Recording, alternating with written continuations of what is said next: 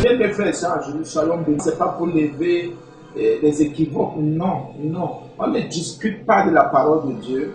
On ne dispute pas de la parole de Dieu. On ne, pardonnez-moi, on ne débat pas de la parole de Dieu. C'est à l'égard des femmes. Non, les femmes ne prêchent pas. Non, les femmes n'enseignent pas. Non, les femmes ne font pas ceci. Non, vous savez, j'écoute votre radio, mais les femmes qui prêchent, mais vraiment, nous avons un enseignement aujourd'hui. Vraiment, sincèrement. Vous allez me dire si ce n'est pas l'évangélisation, si ce n'est pas le gain d'âme.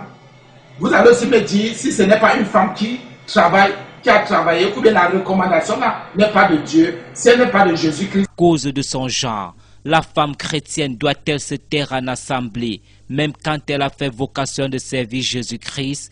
Que dit des disciples de Jésus-Christ, eux qui ont reçu la bonne nouvelle de la résurrection par la bouche des femmes? Que dit aujourd'hui des milliers d'hommes et de femmes qui ont reçu l'évangile à travers les servants de l'Éternel et qui, par la suite, se sont convertis? Dieu rejettera-t-il leur sanctification comme une abomination? Iront-ils en enfer pour avoir écouté les enseignements donnés par les femmes servantes?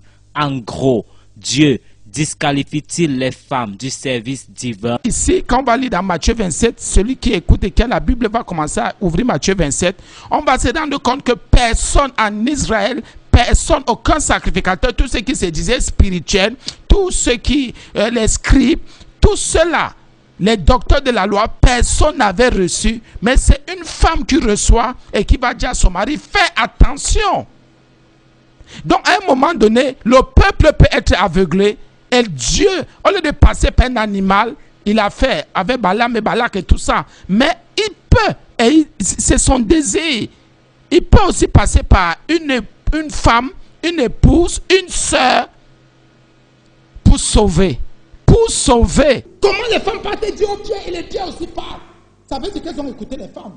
Ils ont écouté les femmes. Ils ont fait ce que les femmes ont dit. Ils ne devaient même pas faire.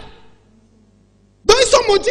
Donc Pierre, André, Philippe et tous les autres s'étaient maudits parce qu'ils ont écouté ce que les femmes ont dit. Puis ils ont écouté l'âge et les femmes ont fait ce que l'âge a dit. Donc ils sont maudits. Donc depuis là, c'est un évangile de malédiction que nous tous on écoute. Les réponses, c'est sur Mission Spéciale ce lundi à partir de 19h avec le serviteur de Dieu Bois de François. Plateau ouvert à tous.